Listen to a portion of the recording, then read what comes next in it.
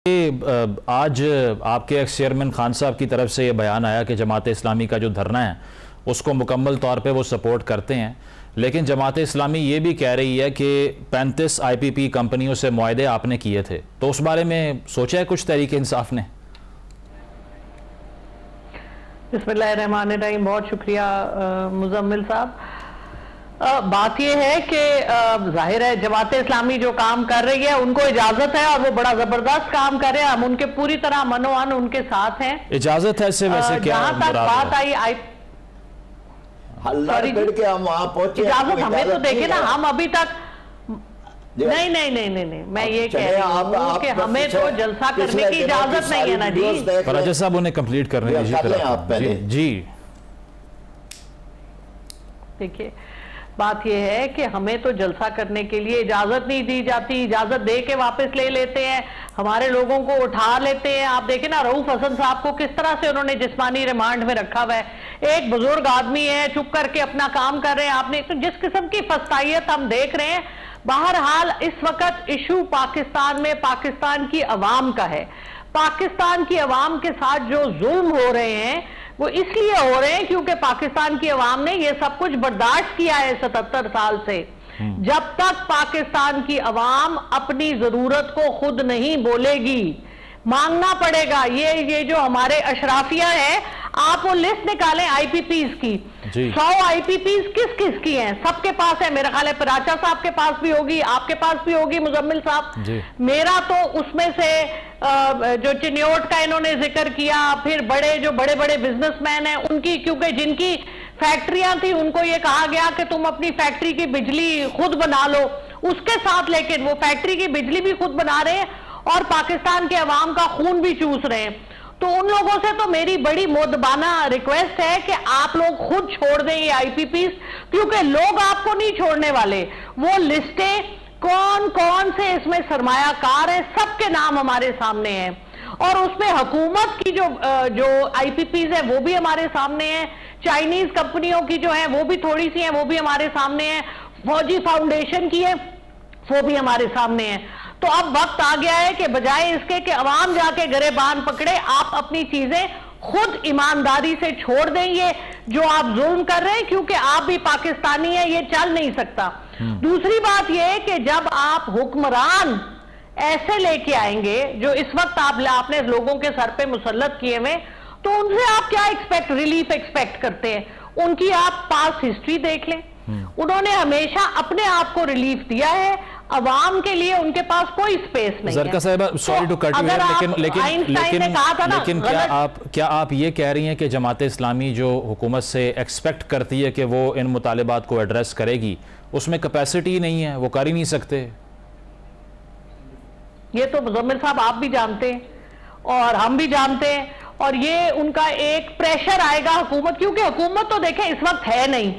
शहबाज शरीफ साहब खुद अपने बेटे के हवाले से चिन्योट और जो दूसरा उनका कबीर वाला IPP है उसके हवाले से जो उनके ऊपर इल्जाम लगा है, अगर कोई इज्जतदार प्राइम मिनिस्टर होता तो वो या तो इस्तीफा दे देता, या वो कहता, या वो आके पब्लिक में कहता कि भाई ये मेरे नहीं है, ये इसकी डिटेल्स है।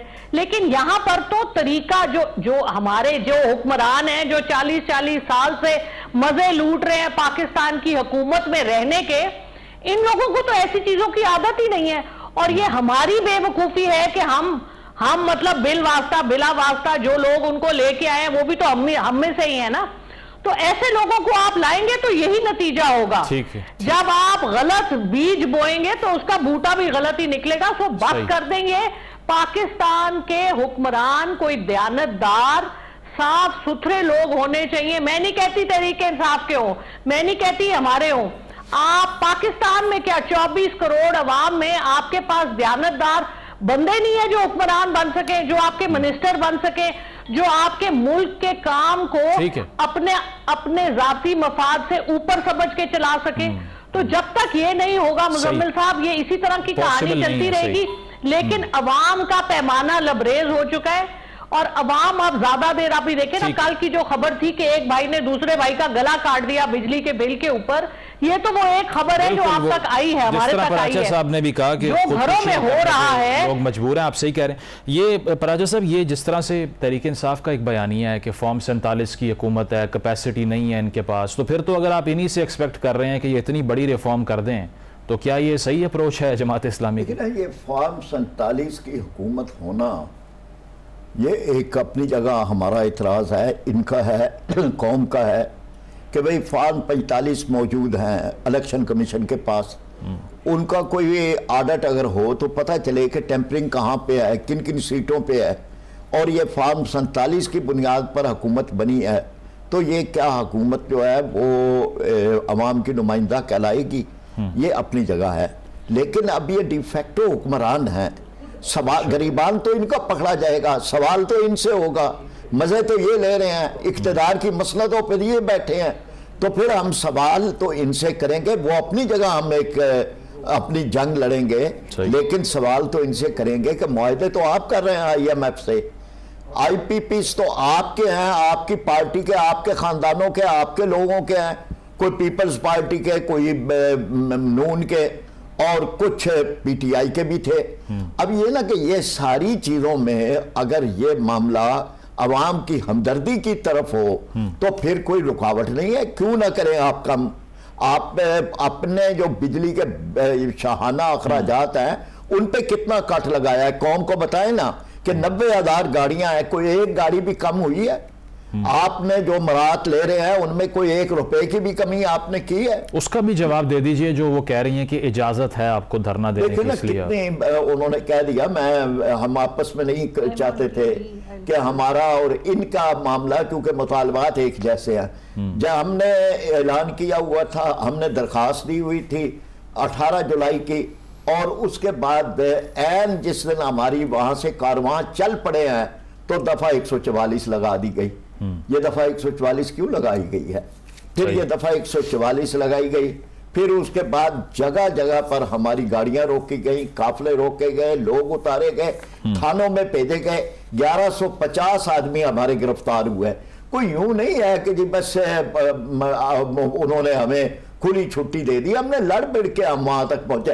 कंटेनर हटाए हैं रास्तों में से, जो कंटेनर थे हमारे लोगों ने मिलजुल के अपनी गाड़ियों के साथ और ट्रैक्टरों के साथ बांध के उसको खींच के उन्होंने सड़कों से उतारा है। तो और इसमें हमें महारत है, हम पहले भी इस तरह के धरने दे चुके हैं। हम ये समझते हैं कि ये सवाल नहीं है, सवाल यह है कि आपको भी इसी तरह करना चाहिए। आप जहां कर सकते, सूबा खैबर में तो कर सकते हैं ना, वहां तो कोई रुकावट नहीं है, वहां आप करें ना, ये धरने दे आप भी करें वहां पे कि जी ये आवाम के लिए, बिजली के लिए, इसके लिए हम यहां तो बैठे हैं, ये तो हमारा अपना सूबा है, आप वहां तो दें। इसलिए ये मुकाबला हम आपस में करने के बजाय हमें मिलजुल कर हुक्मरानों का रुख करना। लेकिन आपका जो बयानात मैं सुन रहा था, हाफिज नईम साहब ने भी कहा तसादुम पे मजबूर ना करें, तो हमारी मैशत तो मुतामिल नहीं हो सकती तसादुम पे और दोबारा से वायलेंस हो सड़कों के ऊपर। इससे क्या मुराद है उनकी? यही मुराद है ना जो आप समझे हैं कि भाई क्यों तसादुम की तरफ जाते हैं?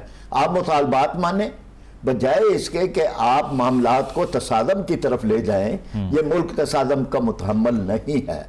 तो ये बात समझनी, सबसे पहले तो ये बात हुक्मरानों को समझनी चाहिए। और PTI अगर कहती है कि उन्होंने स्टेज शेयर करना है आपके साथ, तो क्या जवाब होगा?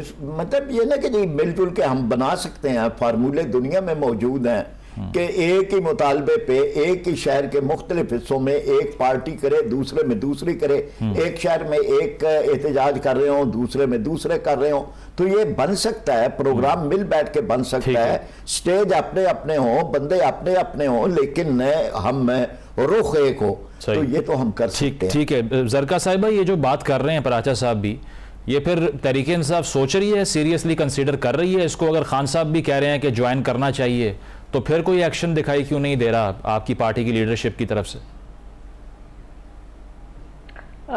मुजम्मिल साहब, मैं कोर कमेटी में नहीं हूं, मैं तो जो खबरें सुनती हूं आप लोगों के तवस्सुत से ही सुनती हूं।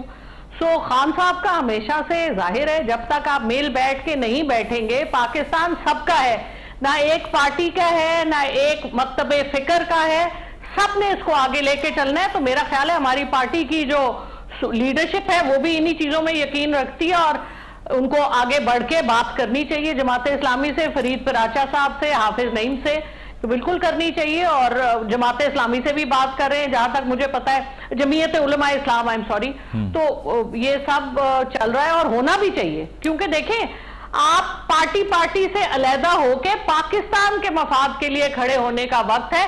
उसके अलावा पाकिस्तान है तो हम सब हैं, पाकिस्तान है तो सब कुछ आगे चलेगा। अभी जो बलोचिस्तान में हो रहा है, जो केपी में हो रहा है, जो अब पंजाब में हो रहा है, कौन इसको ठीक करेगा? ये हुकूमत, ना इसके हुक्मरान, ना प्रेसिडेंट साहब, ना प्राइम मिनिस्टर साहब, ना उनकी लंबी चौड़ी मिनिस्टर। वो तो देखे ना, राना सनाउल्लाह तो गए हैं पेरिस, जाके वफद को लेके 7 एथलीट और 11 गवर्नमेंट स्टाफ को लेके वो पेरिस में ओपनिंग देख रहे हैं ओलंपिक्स की। तो जहां रोम जल रहा हो और नीरो बीन बजा रहा हो, वहां क्या होना है? सही। तो आप बार बार वही फॉर्मूले, वही लोग इस्तेमाल करेंगे तो नतीजा आपके सामने है। हमारे हुक्मरानों को लाने वाले लोगों को अब सोचना चाहिए। सोच अगर नहीं उनसे सोचा जाता तो हम मौजूद हैं, हम सोच के उनको बता सकते हैं। आप भी बड़े समझदार हैं। सही। तो कोई इससे कौन सी ऐसी रॉकेट साइंस है?